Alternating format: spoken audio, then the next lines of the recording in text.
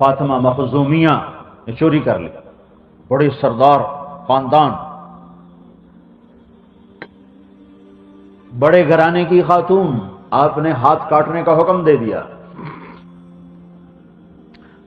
آپس میں لوگ مشورہ کرنے لگے، یہ اس کا ہاتھ نہیں کٹنا چاہیے، بنو مخزوم کی بڑی بےزتی ہوگی۔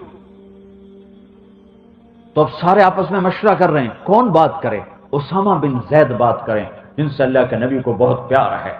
تو حضرت اسامہ حاضر ہوئے، یا رسول اللہ ایک سفارش لایا ہوں، کیا؟ کہ فاطمہ مخزومیہ کا ہاتھ نہ کاٹا جائے۔ تو آپ کا چہرہ غصے سے سرخ ہو گیا کہ اسامہ اللہ کی شریعت میں بات کرتے ہو، جاؤ لوگوں سے کہو مسجد میں جمع ہو جائیں۔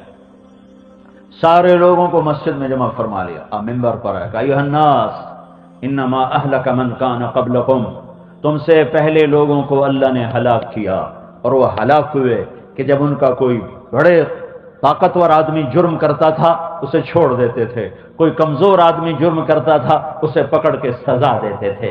اس پر اللہ نے کمزور کو بھی مٹا دیا، کبھی کو بھی مٹا دیا۔ اور آج تم وہی بات مجھ سے کہہ رہے ہو کہ میں یہ بڑے قبیلے کی خاتون ہے، میں اس کا ہاتھ نہ کاٹوں گا۔ ایم اللہ، مجھے میرے رب کی عزت کی قسم، فاطمہ مخزومی کی بجائے فاطمہ بنت محمد بھی ہوتی تو میں ہاتھ کاٹ دیتا۔ ہاں، تمہارے لیے عدل کا راستہ دے کر گئے ہیں۔ بھائی یہ نعرے نہ لگاؤ، پھر میری بات بیچ میں خلل ہو جائے، ہضم کرو ہضم کرو، اچھی بات ہے، ایمان کا جذبہ ہے، پر پھر وہ بات بیچ میں کٹ جاتی ہے۔ تمہارے لیے نمونہ پیش کیا ہے کہ یوں عدل کیا جاتا ہے، یوں عدل کیا جاتا ہے۔ سارے قرآن کا خلاصہ ہے ان اللہ یأمر بالعدل والاحسان وایتاء ذی القربى۔ کوئی ہم سے کہے کہ پورے قرآن کا خلاصہ بتاؤ تو ہم یہ آیت پیش کرتے ہیں۔ کوئی اگر ہم سے غیر مسلم کہے قرآن کا خلاصہ بتاؤ، ہم یہ آیت پیش کرتے ہیں۔ یہ جو علماء نے کہا ہے کہ سارے قرآن کا خلاصہ یہ آیت ہے کہ اللہ عدل کا حکم کرتا ہے، اللہ احسان کا حکم کرتا ہے، اللہ رشتہ داروں کو دینے کا حکم کرتا ہے، اللہ فحاشی سے، بغاوت سے، گناہوں سے روکتا ہے، منع کرتا ہے۔ پورا قرآن اس ایک آیت کے اندر بھر دیا ہے، جس کا پہلا حکم ہے عدل۔ عدل مٹا ہے تو ہم مٹ گئے ہیں۔ ایٹمی طاقت نہیں ہو تم، لیکن میرا معاشرہ ظالم ہے، اور حضرت علی کا فرمان ہے کفر کے ساتھ حکومتیں چلتی ہیں، ظلم کے ساتھ نہیں چلتی۔ ظالم معاشرہ پنپ نہیں سکتا، عروج نہیں پکڑ سکتا۔ اور پھر میں تمہارے ظلم کی کیا بات کروں، عوام کے ظلم کی، جہاں ماؤں پہ ظلم ہو رہا ہو۔ میرے نبی سے پوچھا کہ یا رسول اللہ قیامت کب آئے گی، قیامت کب آئے گی؟ آپ نے کہا تو اللہ کو پتہ، کا کوئی نشانی، کوئی نشانی؟ تو آپ نے فرمایا جب ماؤں کو ذلیل کیا جائے گا تو قیامت آ جائے گی، جب ماؤں کو ذلیل کیا جائے گا قیامت آ جائے گی۔ دو نشانیاں بتائیں، دونوں زندہ ہیں۔ جب عرب کے بدو لمبی لمبی بلڈنگوں بنانے کے مقابلے کریں گے، جب عرب کے بدو لمبی لمبی اونچی اونچی بلڈنگیں بنانے کے مقابلے کریں گے، یتطاولون فی البنیان، مقابلے کریں گے ایک دوسرے سے لمبی بلڈنگیں بنانے کے، جیسا اب یہ ہو رہا ہے۔ اور جب مائیں ذلیل ہوں گی اولاد کے ہاتھوں تو میرا رب قیامت کو قائم کر دے گا۔ تو میں پوری ایک حدیث سنا دیتا ہوں، سب کو میرے نبی نے بیان کر دیا کہ یہ کائنات کیسے ٹوٹے گی، یہ ایٹمی دھماکوں سے نہیں ٹوٹے گی، یہ کائنات کیسے ٹوٹے گی۔ چند کام ہیں جن کی وجہ سے یہ کائنات ٹوٹ جائے گی۔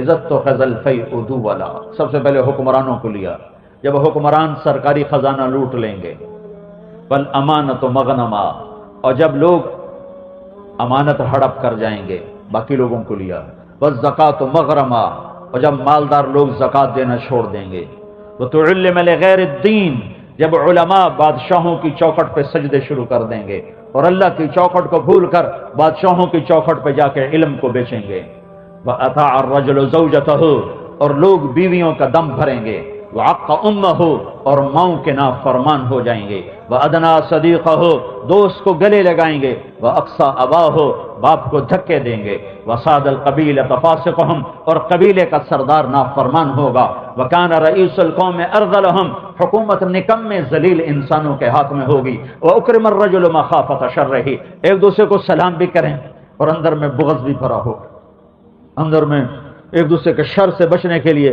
سلام بھی ہو رہے ہیں اور اندر میں نفرتیں پنپ رہی ہیں۔ واہ وارتفعت الاصوات فی المساجد، اور مسجدیں فرقہ واریت کا مرکز بن جائیں گی، اور مسجدوں میں محبت کی بجائے نفرت کا سبق دیا جائے گا اور ٹکرا جائے گی امت۔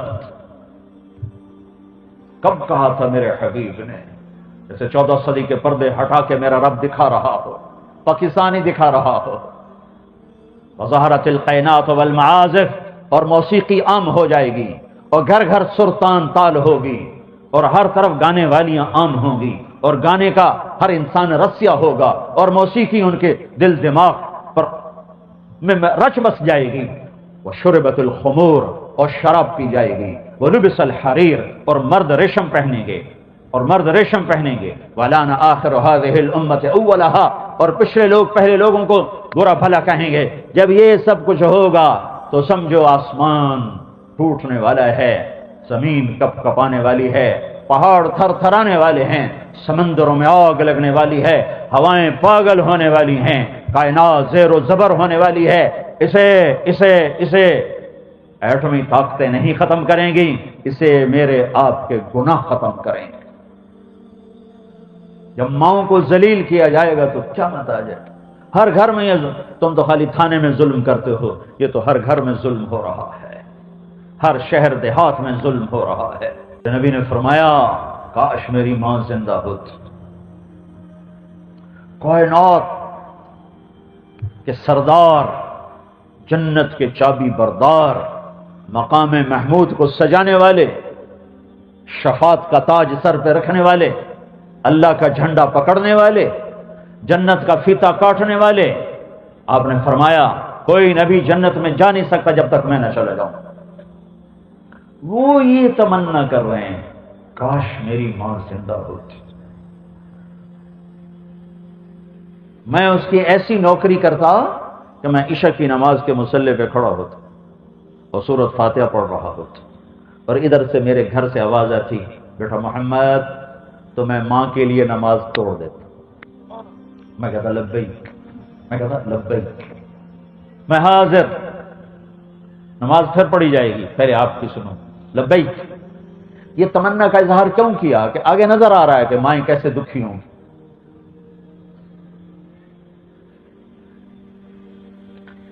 یہ رشتوں کے مقام تو دین بتاتا ہے، کوئی اناٹومی تھوڑا بتاتی؟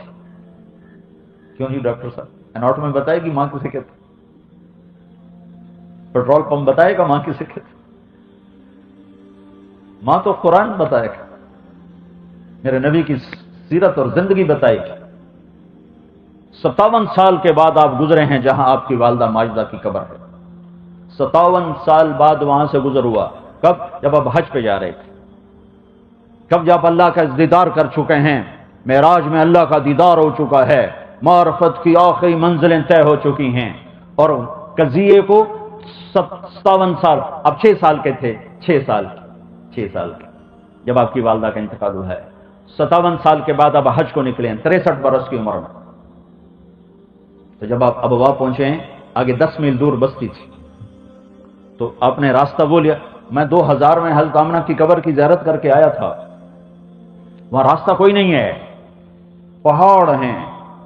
میں نے ایک عرب دوست کی جیپ لی تھی، وہ اندر لے گئی مجھے، موٹر تو جا نہیں سکتی، عام جیپ بھی نہیں جا سکتے، ہیوی جیپ جا سکتے۔ راستہ کو یوں کرتے کرتے ایک ہمارا رہبر تھا، وہ ہمیں لے کے پہنچا۔ اتنا ہی اونچا پہاڑ تھا جتنا یہ آپ کا پلر ہے، اتنا اونچا پہاڑ تھا، اوپر سے چوکور مربع شکل بنی ہوئی تھی، جیسے اللہ پاک نے ہزاروں برس پہلے وہ جگہ بنا دی تھی کہ جہاں میرے نبی کی ماں کو سلانا ہے۔ تو جب آپ وہاں سے گزرے ہیں 57 سال بعد، 63 سال عمر، تو اب آگے جانے کی بجائے وہاں اتر گئے۔ اپریل کا مہینہ، شدید گرمی، احرام باندھا ہوا ہے، سر پہ نہ ٹوپی نہ سایہ، اور اب ماں کی قبر کے سرانے آئے اور یوں بیٹھے، گھٹنے اٹھائے، ہاتھ یہاں رکھے اور سر یہاں دیا۔ اور جو پھوٹ پھوٹ کے رونا شروع کیا کہ آپ کی ہچکیوں کی آوازیں آ رہی تھیں۔ 57 سال پیچھے چلے گئے کہ یہی میں نے بڑے سفر کیے، ساری زندگی 30 سال ہو گئے میں سفر کر رہا ہوں، اور بیت اللہ کے اندر میں 2 دفعہ گیا ہوں، پر جو میں اب بھی رو رہا ہوں، جو میں وہاں کھڑا ہو کے جو کچھ میں نے محسوس کیا ہے، میں نے بیت اللہ کے اندر بھی محسوس نہیں کیا۔ قربان جس کی خاطر کائنات بنائی، کتنے بڑے دکھوں سے گزارا۔ تم کہتے ہو رشوت نہ لیں تو روٹی کہاں سے کھائیں؟ وجہ کائنات، کاش تم وہ جگہ دیکھو، کالے پہاڑ۔ میں اللہ کا شکر ادا کرتا ہوں کہ میرے رب نے مجھے وہاں پہنچایا۔ اور ویسے بھی سورج ڈوب رہا تھا تو ماحول سوگوار ہو جاتا ہے، اور ادھر وہ جگہ ایسی سوگوار، 14 صدی پیچھے میں دیکھ رہا ہوں 6 سال کا بچہ تڑپ رہا ہے ماں کے لیے، ماں جواب نہیں دے رہی۔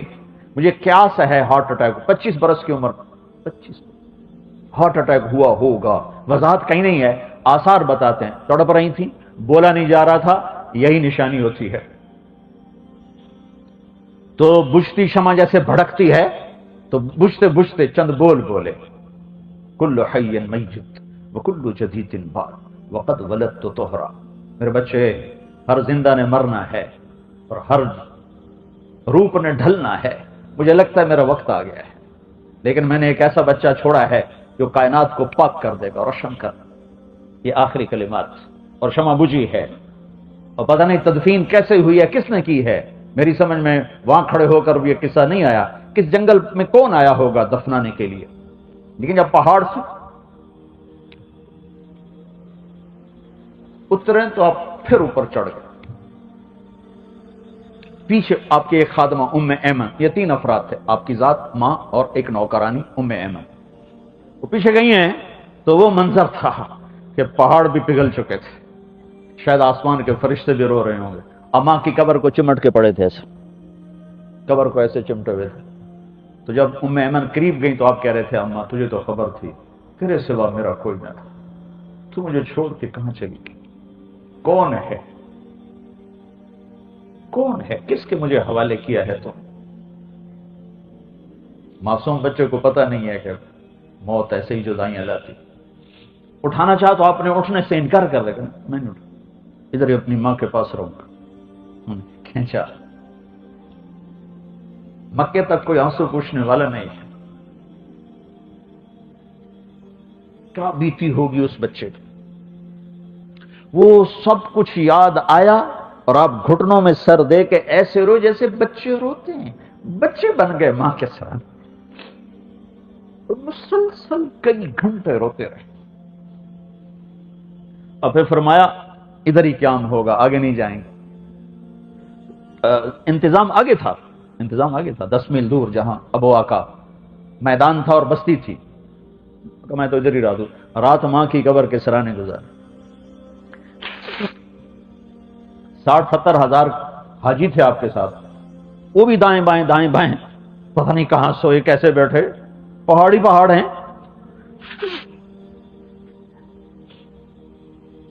زندگی بتائی ہے، ماں کا مقام بتایا ہے، سارے رشتوں کا، زندگی کے ہر شعبے میں سیرت موجود ہے، ڈھونڈو، ہاتھ جوڑتا ہوں، ڈھونڈو۔ پیسہ ہی بنانا سب کچھ نہیں ہے، 22ویں گریڈ پر پہنچنا ہی سب کچھ نہیں ہے، وزیر صدر بننا ہی سب کچھ نہیں ہے، عالی شان بڑے گھر بنانا ہی سب کچھ نہیں ہے۔ ٹک حرص و ہوس کو چھوڑ میاں، مت دیس بدیس پھرے مارا، قذاق اجل کا لوٹے ہے دن رات بجا کر نفکارا، کیا بدیا بھینسا بیل شتر، کیا گونی پلہ سر بھارا، کیا گیہوں چاول موٹ مٹر، کیا آگ دھواں اور انگارا، سب ٹھاٹھ پڑا رہ جائے گا جب لاد چلے گا بنجارا۔ کون بچا ہے؟ یہاں کی ہر عزت اور شہرت، ہر بلندی، ہر پرواز، چند مٹھی خاک کے سوا کچھ نہیں۔ جاؤ میانی کے قبرستان میں دیکھو، بڑے بڑے شاہزور تن آور، آج ان کی قبروں کے نشان مٹ چکے ہیں۔ وہی سہاگن ہے جسے رب نے پسند کر لیا۔ ایک لڑکی کو دلہن بنایا تو تو اس کی سہیلیاں کہنے لگی ماشاءاللہ بڑی پیاری لگ رہی ہو، بڑی پیاری لگ رہی ہو، تو وہ رونے لگی۔ اس نے کہا تمہاری نظروں میں جچ جانے سے میرا کام نہیں بنے گا، جس کے گھر ڈولی اتر رہی ہے اس کو پسند آئی تو میرا کام بنے گا۔ او میرے گھر، لوگوں کی واہ واہ سے تمہارا کام نہیں بنے گا، جس رب کے بارگاہ میں پیش ہونا ہے وہ پسند کرے گا تو وہی عزت دار ہے جس نے اللہ کو پایا، وہی سہاگن ہے جس سے اس کا رب راضی ہوا، باقی سب اجڑی ہوئی ہیں۔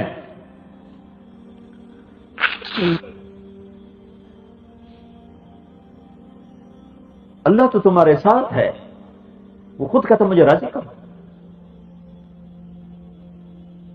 میں راضی ہو جاؤں گا، ساتھ اعلان کرتا ہے راضی ہو جاؤں گا، آ کے مجھے مناؤ تو صحیح، کبھی روٹھو بھی کہتا مجھے مناؤ، وہ کہتا مجھے مناؤ۔ کتنا رسیوا ہے کہ اتنے گناہ کر جی بھر کے کہ میری دھرتی بھر دے، پھر میری فضاؤں کو بھر دے، پھر میری خلاؤں کو بھر دے، پھر اپنے گناہوں کے انبار لے کر آسمان کی چھت پہ چڑھ جا، اتنے گناہ کر کے زمین سے اٹھا کر آسمان کی چھت پہ چڑھ جا، پھر ایک دفعہ کہہ دے یا اللہ معاف کر، میں سارے معاف کروں گا، ولا ابالی، مجھے کوئی پرواہ نہیں۔ تو میرے بھائیوں، قوموں کے فیصلے حکومتیں نہیں بدلا کرتی، قوموں کے فیصلے اللہ بدلتا ہے۔ الیکشن مسائل کا حل نہیں، یہاں جنید یہ تو پیپل پارٹی بیٹھی ہوئی ہے، یا نون لیگ بیٹھی ہوئی ہے، یا قاف لیگ بیٹھی ہوئی ہے، ہمارے جیسے گناہگار انسان ہیں، یہاں جنید بغدادی کو صدر بنا دو، عبد القادر جیلانی کو وزیر اعظم بنا دو، اور معاشرہ جھوٹا ہو، ظالم ہو، دھوکے باز ہو، میرے رب کی قسم، میرے رب کی رحمت کے دروازے نہیں کھل سکتے۔ اوپر فرعون بٹھا دو، نیچے جھوٹ چھوڑ دو، ظلم چھوڑ دو، دھوکہ چھوڑ دو، تمہیں رب اپنی قدرت دکھا کے ظاہر ہو جائے گا اپنے جلووں کے ساتھ۔ معاشرے پر تباہی حکمران نہیں لاتے، خود ان کے اعمال لاتے ہیں۔ جب پورے لاہور میں ایک دکاندار سچ نہ بولتا، ایک کا ترازو ٹھیک نہ، تمہیں پیپل پارٹی کو گالیاں کس بات پہ نکل، جب میں نون لیگ قاف لیگ کو برا بھلا کس بات پہ کہوں، جب دفتروں میں بیٹھے ہوئے انسانی شکل میں درندے ہوں، ایک آدمی بچہ مروا کے آیا ہوا ہے، وہ بھی پیسے دینے کے لیے بیٹھا ہوا، گھر لٹ چکا ہے اور پیسے کے بغیر اس کا کام نہیں ہو رہا، تو میں یہاں حکومت کو برا کہوں؟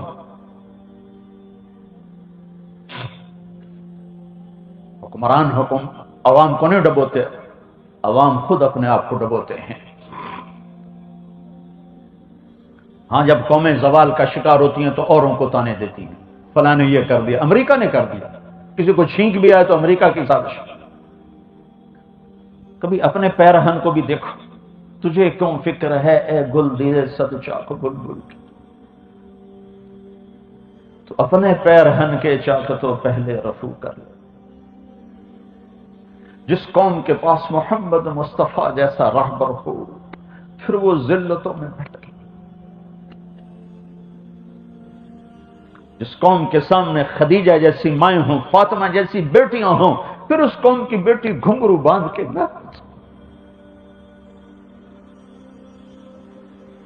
نچانے والے بھی مسلمان ہوں، ناچنے والے بھی مسلمان ہوں، دیکھنے والے بھی مسلمان ہوں، کہاں گئی وہ عزت اور عفت، کہاں گئی وہ پاک دامنی، کدھر میں کہاں سے ڈھونڈوں؟ ہمیں یہ تعذیب نہیں چاہیے، یہ روشنیاں نہیں ہیں، اندھیرے ہیں، یہ شہر نہیں ہے، جنگل ہیں، جہاں بیٹی کی عزت نیلام ہو، جہاں جوانی بھٹکی اور بہکی ہوئی ہو، جہاں کا اقتدار فرعون ہو، جہاں کا مالدار قارون ہو۔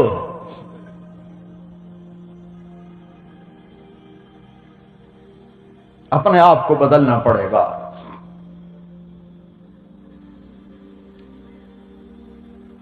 اپنی زندگیاں بدلنی پڑیں گی۔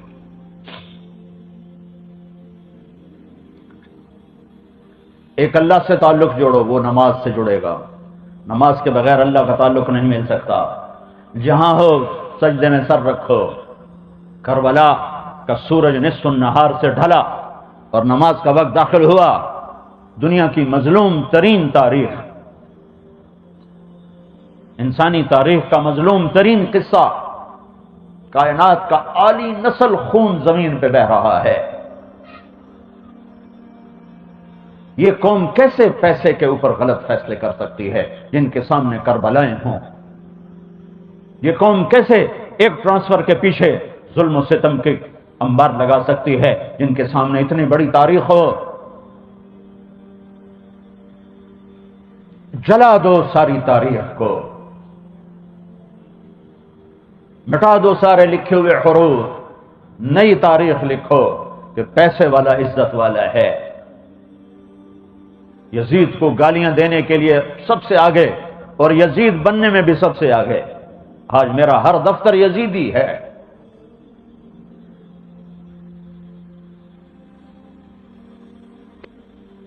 کیا سناؤں، کہاں تک سنوں؟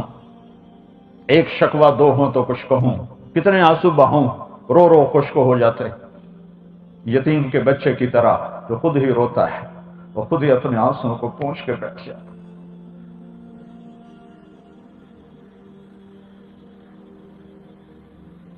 اوروں کو برا کہنا چھوڑو، اپنے عیب دیکھو، اپنے عیب دیکھو۔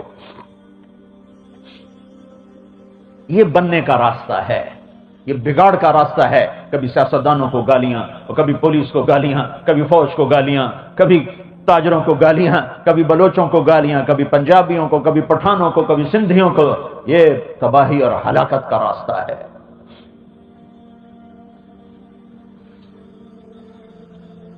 توبہ کرو، اللہ سے رجوع کرو، اللہ کو ڈھونڈو، وہ سجدوں میں ملتا ہے۔ سورج ڈھلا اور آپ نے فرمایا ان سے کہو تھوڑی دیر تلواریں روک لو، مجھے نماز پڑھنے دو۔ اللہ کی قسم اگر آپ نماز نہ پڑھتے کوئی فرق نہیں پڑنا تھا، جنت تیار تھی۔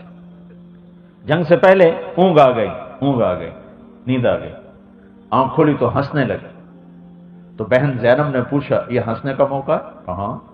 ابھی اللہ کے نبی خواب میں ملے، کہہ رہے بیٹا میں آ گیا ہوں لینے کے لیے۔ تو نماز کی اب ضرورت نہیں تھی؟ ہاں تھی، پیغام دینا تھا، پیغام۔ یہ گھرانہ نبوت ہے، ان کے ذمہ تھا پیغام دینا۔ اگر نہ پڑھتے تو پیغام ادھورا چلا جاتا۔